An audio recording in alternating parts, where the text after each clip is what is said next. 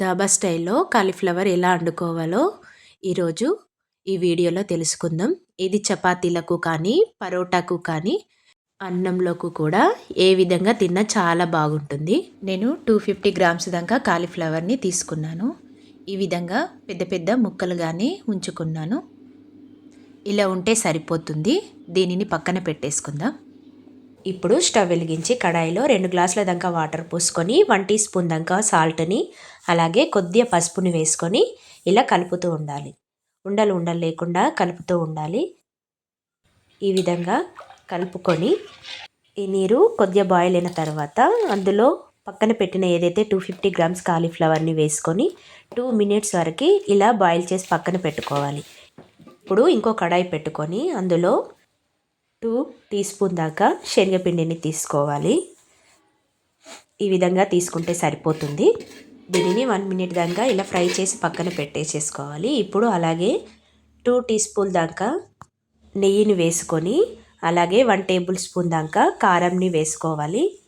ఇప్పుడు దీనిని కలుపుకొని పక్కన పెట్టిన ఏదైతే కాలీఫ్లవర్ ఉందో దాన్ని ఇందులో వేసుకొని ఒక 3 మినిట్స్ లేదా ఒక 4 మినిట్స్ వరకు ఇలా ఫ్రై చేసుకోవాలి.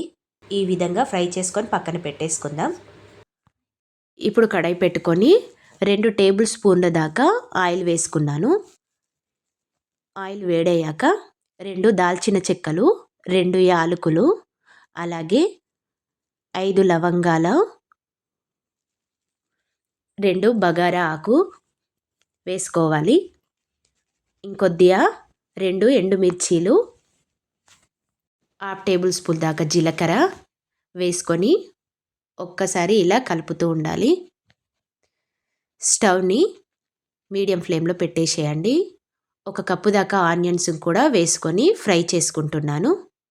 ఇలా సన్నగా తరుముకోండి. 2 పచ్చిమిర్చీలు, 1 టేబుల్ స్పూన్ దాకా అల్లం వెల్లుల్లి పేస్ట్ వేసుకొని ఇంకొకసారి కలుపుకుందాం. అలాగే కొద్దిగా పసుపుని వేసుకొని ఒకసారి ఇలా కలుపుకోవాలి.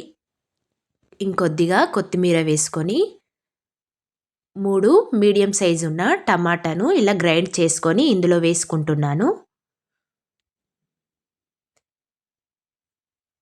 ఇప్పుడు ఒకసారి స్టవ్ని మీడియం ఫ్లేమ్లోనే ఉంచుకోండి. ఇలా కలుపుతూ ఉండాలి. 1 టీ స్పూన్ దాకా కారము వేసుకొని ధనియా పౌడర్ వేసుకొని మీకు కారం ఎక్కువ ఇష్టపడితే ఇంకొద్దిగా వేసుకోవచ్చు. ఇప్పుడు 2 టేబుల్ స్పూన్ దాకా పెరుగుని వేసుకున్నాను. మీరు ఇది వేసుకోము అనుకుంటే స్కిప్ చేయొచ్చు.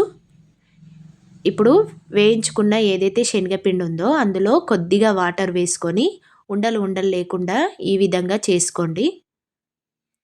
ఈ మిశ్రమాన్ని ఈ టమాటా దానిలో వేసేస్తున్నాను.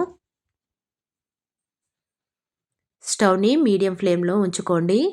ఈ విధంగా కలుపుకొని 2 మనం వాటర్ తాగే గ్లాస్తో నీళ్ళు ఇందులో పోసేసుకోవాలి. ఇప్పుడు పక్కన ఫ్రై చేసిన కాలీఫ్లవర్ని ఇందులో వేసుకొని ఒకసారి కలుపుకుందాం. మీకు కొద్దిగా కారం కానీ సాల్ట్ కానీ వేసుకోవాలనిపిస్తే చెక్ చేసి వేసుకోవచ్చు. ఒక 4 నిమిషాల తర్వాత కస్తూరి మేతిని వేసుకోవాలి. అలాగే 1/2 టేబుల్ స్పూన్ దాకా గరం మసాలాని వేసుకొని 1 కప్పు దాకా కొత్తిమీర కూడా వేసుకొని కలుపుకోవాలి. ఒక 2-3 మినిట్స్ ఇలా ఉడికిస్తే సరిపోతుంది. అంతేనండి, ధాబా స్టైల్లో కాలీఫ్లవర్ ఇలా వండుకోవచ్చు. ఎప్పుడు రొటీన్గా వండుకోకుండా ఈ విధంగా ట్రై చేసి చూడండి. ఖచ్చితంగా మీకు చాలా బాగా నచ్చుతుందని అనుకుంటున్నాను. ఈ వీడియో నచ్చినట్లయితే please subscribe to my channel.